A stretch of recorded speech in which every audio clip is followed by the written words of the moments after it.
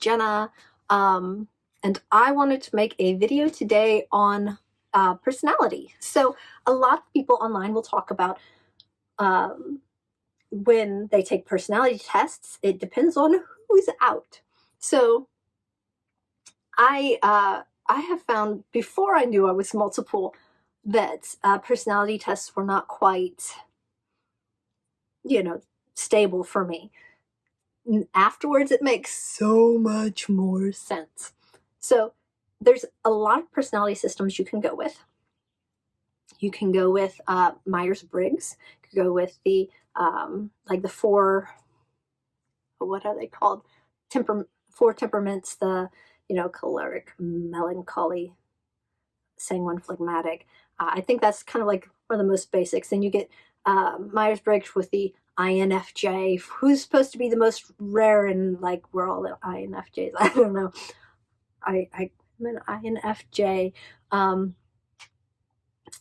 Though Lil is definitely an S. She's very sensing, so she would be, I don't know if she's an I or an E, but she would be, so I would be introverted, E would be extroverted. She'd be right in the middle there. S is for sensing and N is for intuitive.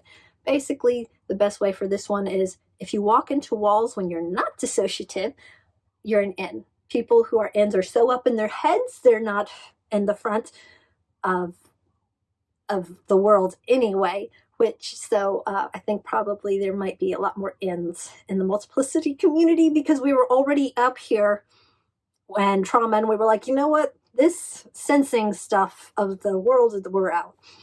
But Lil is an S. She's very sensory, colors and tastes, and so very present in her environment. Then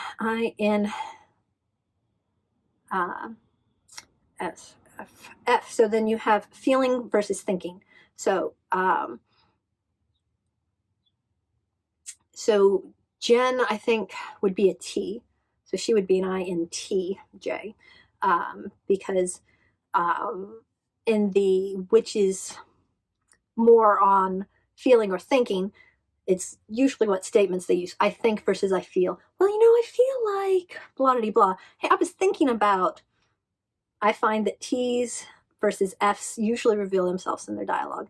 I'm definitely an F. I'm a feeler. As much as I like to be logical, I'm a feeler. Then the final one is, they call it judging versus perceiving.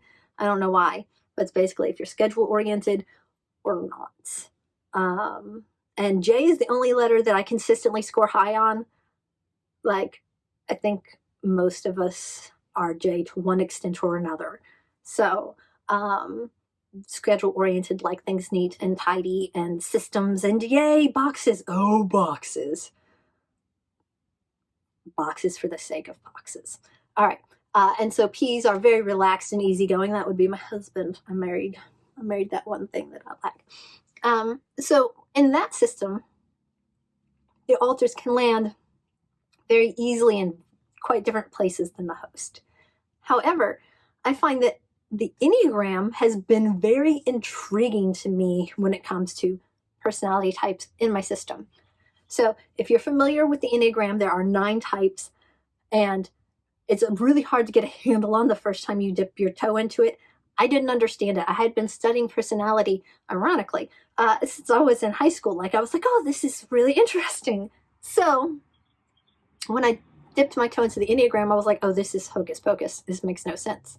The reason is the other personality systems type on trait.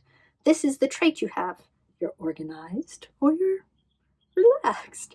The enneagram types on motivation. So you can have widely different traits caused by the same motivation. And once I got a hold of that, they have the 9 different types motivated. So on the enneagram, I type as a 9, which if you go to the Enneagram Institute online and you click on 9s and scroll all the way to the bottom, it will show you levels of health.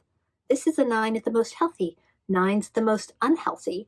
So I was literally taking a college class on the Enneagram, and they brought up the Enneagram Institute, and so I'm looking through the website.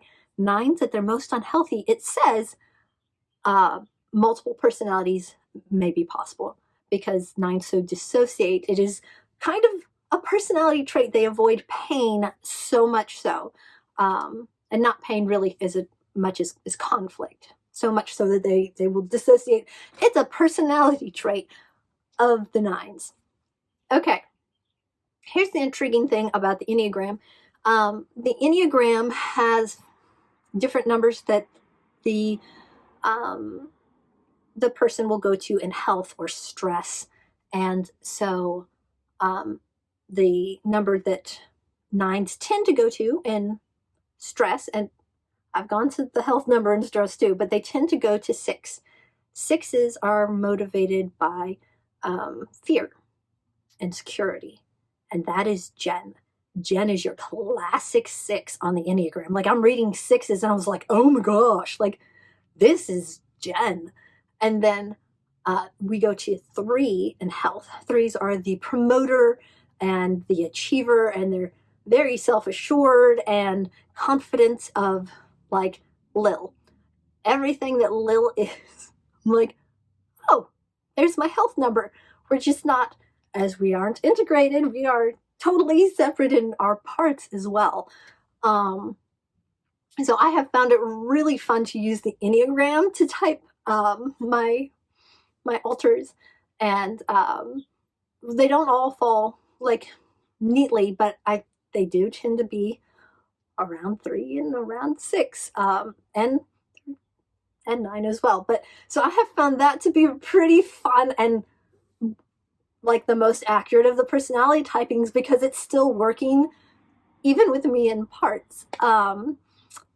Anthony is a bit of an outlier on it, because I personally think Anthony would be a 4 with a 5 wing, because he's got this really thing about, like, not giving up personal information, which, if you don't know the Enneagram, that makes no sense to you at all. 4s are very artistic, and 5s like to collect knowledge. But I was like, hey, it's the wings, which, if you don't know anything about the Enneagram, also makes no sense, like wings. Anyway, I encourage you guys to look into it, because I found that to be really fun. Let me know what types you guys fall under, or your alters. Like, do you guys tend to cluster like mine do toward a certain type? So we're mostly IN somethings, even if we are on different spectrums of I and N. We're usually an IN something. So do you guys cluster like that, or are you all over the place? Anybody else do the Enneagram? Let me know. Bye, guys.